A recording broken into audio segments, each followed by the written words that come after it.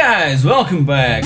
I finally managed to get my IBM PS1 to work and it's been an awesome ride back in time. So, jump right in and let's go back to the 90s. The PS1 line of computers was IBM's successful return to the home market in 1990, and this specific model from 1993 was the very first time that I saw a tower model, even before the Amiga 4000T arrived. I fell in love with it right away and started saving some money, getting also a part-time job just to get one of these. Even so, it wouldn't have been possible without the help of my parents, cause these IBM machines were so freaking expensive, as you can see by the numbers printed in the original invoice that I've kept all these years. Its price was 390,000 escudos, around 2,000 euros in today's money. It came originally with 4 MB of RAM, 170 MB of hard disk space, and it's a DX2 with 66 MHz and not a DX33 as stated in the invoice. Through the years I've managed to get some extra RAM to a total of 16 MB and replaced the original hard drive so that I could get an astonishing number of 528 MB for Windows 95 and games. Later I've also got a CD-ROM drive with an ISA Sound Blaster compatible sound card that brought a new life to my favorite old DOS games. Now let's bring it back from the dead and listen to its startup amazing sounds.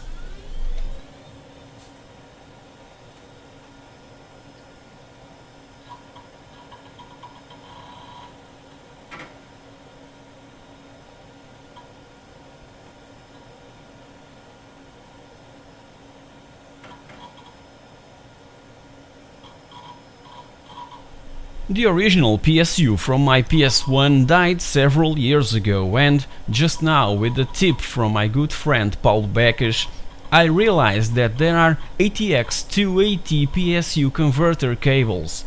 So I've bought one of those from amigakit.com for about 15 euros and just used a spare ATX PSU that I had laying around.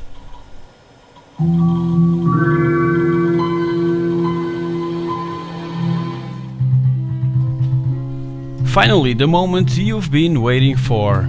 Let's try a few classic games, some of my biggest addiction from that era. Back then, my favorite game genre was the point-and-click adventure type, so inevitably I had to try some.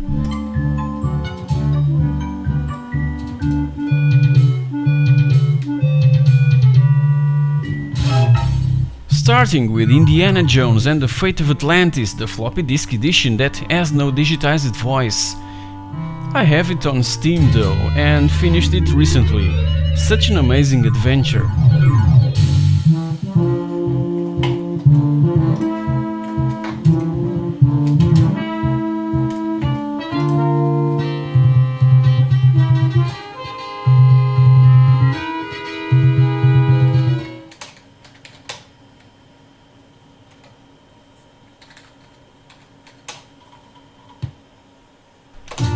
This is the first time that I'm hearing music from Wolfenstein 3D, and I'm amazed by it. I remember to play this game with only the beeps from the PC speaker.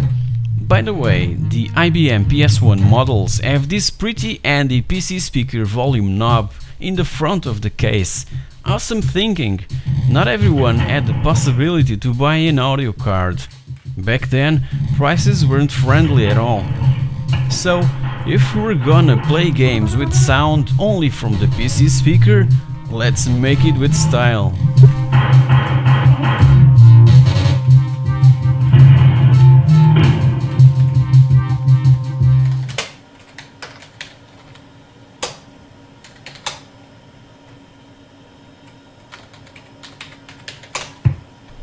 Another awesome point-and-click adventure game from LucasArts, Day of the Tentacle, with tons of hilarious unforgettable moments. Just an amazing accomplishment from Tim Schafer and Dave Grossman.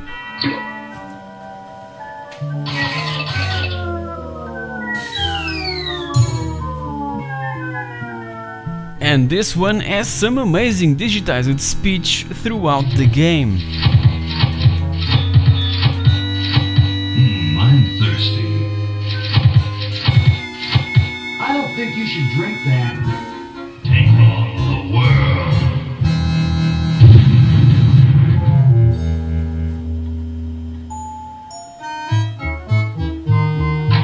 Look, Cody, it's a hamster. Just what I need for dissection lab tomorrow. I think I need that for the band, Laura. You know, like, bite its head off or whatever. Hands off that hamster. Friend of yours, Bernard?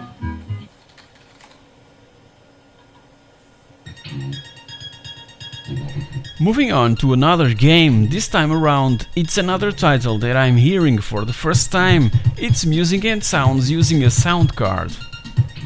I remember to play Gods at a friend's house even before I bought my own IBM. It's one of the greatest classics from the Bitmap brothers.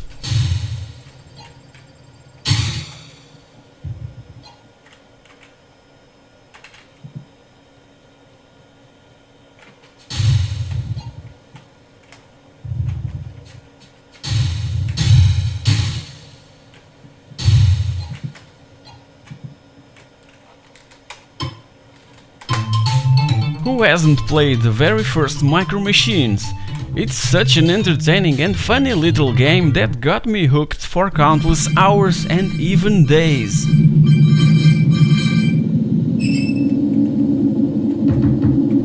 I don't recall this degree of sluggishness. Is it maybe a sound issue? I've already reviewed this game for my channel, so feel free to check it out clicking on the rectangle shown on your screen.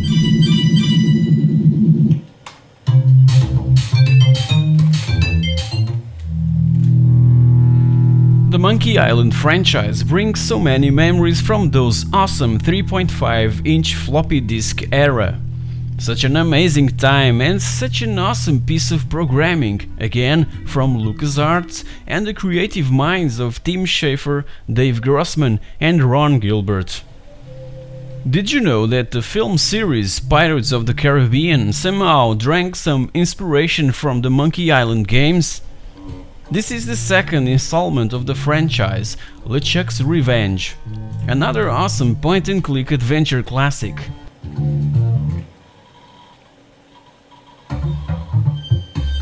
It can't get more classic than this. Doom 2 Hell on Earth, the second installment of id Software's groundbreaking franchise. There weren't any big differences in gameplay and graphics from the original Doom. The Johns, Carmack and Romero just focused on more complex level design, taking advantage from the natural computer hardware evolution. And someone once stated that it's a keep on the hard drive forever game.